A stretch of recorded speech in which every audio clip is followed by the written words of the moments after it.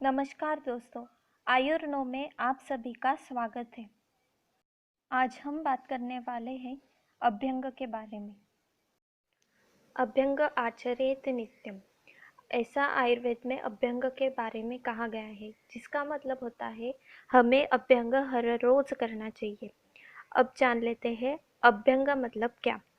बदन पर मृदु स्निग्ध औषधि सिद्ध तेलों से मालिश करना मतलब अभ्यंग है।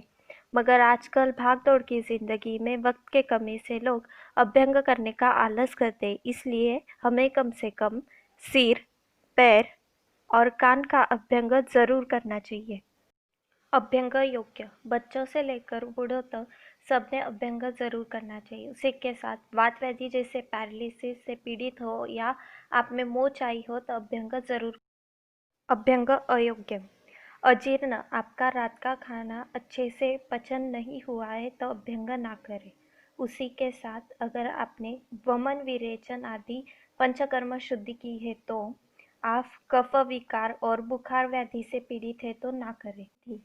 आयुर्वेद में अभ्यंग के लिए तिल तेल श्रेष्ठ माना गया है, पर अगर आप भारत के उत्तरी भाग में हैं तो सरसों का तेल और दक्षिणी भाग में है तो नारियल का तेल का भी इस्तेमाल कर सकते हैं। और आप पैरालिसिस और जोड़ों की दर्द जैसी समस्याओं से पीड़ित है तो आप बला तेल, नारायण तेल का भी इस्तेमाल कर सकते हैं। शिरोअभ्यंग के लिए हमेशा भृंगराज तेल या तिल तेल का इस्तेमाल हितकर होता है। के लिए गुनगुने तेल का इस्तेमाल करना चाहिए और हमेशा अभ्यंग सिर से शुरू करके पैरों तक करना चाहिए।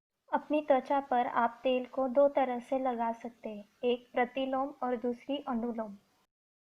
प्रतिलोम गति, बालों के विपरीत दिशा में तेल लगाना। अनुलोम गति, बालों के दिशा में तेल लगाना मतलब अनुलोम। अभ्यंग समय 15 से 30 मिनट तक अभ्यंग करना चाहिए, पर आप कम से कम 10 मिनट जरूर अभ्यंग करें। लाभ, शिरोअभ्यंग लाभ, बालों को मुलायम, घने, काले बनाता है और बालों का सूखापन, रूसी जैसी समस्याओं से दूर रखता है। नींद अच्छी आती है और सिर दर्द भी कम हो जाता है। पैर कोमल बनते हैं, उन्हें बल और स्थैर्य प्राप्त होता है। पाद स्थित व्याधि जैसे दरारें भी खत्म होती है। पाद अभ्यंग से नींद अच्छी आती है, इंद्रियों को प्रसन्नता मिलती है और खून का शरीर में परिसंचरण अच्छे से होता है। सर्वांग अभ्यंग लाभ, हमारी त्वचा पर जो धूल, मिट्टी और मृत कोशिकाएं है उनको निकालकर त्वचा को कांतिमान, मुलायम, स्वच्छ करता है, जिससे त्वक विकार का प्रतिबंधन होता है। अभ्यंग से हड्डियां और स्नायु को बल देता है, जिससे शरीर दृढ़ बनकर हमें बुढ़ापे से दूर रखता है।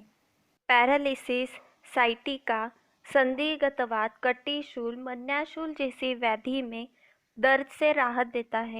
सर्वांग अभ्यंग श्रम, थकान को मिटाता है। शरीर स्थित सप्त रस रक्तादि धातु की पुष्टि करके हमें दीर्घायु प्रदान करता है। उद्वर्तन, उद्वर्तन मतलब शरीर पर उपटन लगाना। अभ्यंग के बाद 10 से 15 मिनट रुककर औषधि द्रव्य के शुष्क चूर्ण शरीर पर लगाकर मसला जाता है, उसे उद्वर्तन कहते हैं। अनंतमूल, कचौरा, नागरमोथा, चंदन जैसे सुगंधी द्रव्य या फिर नींब, हरिद्रा जैसे जंतुनाशक द्रव्य के चूर्ण लगाए जाते हैं। आप मसूर की दाल या बेसन का भी इस्तेमाल कर सकते हैं।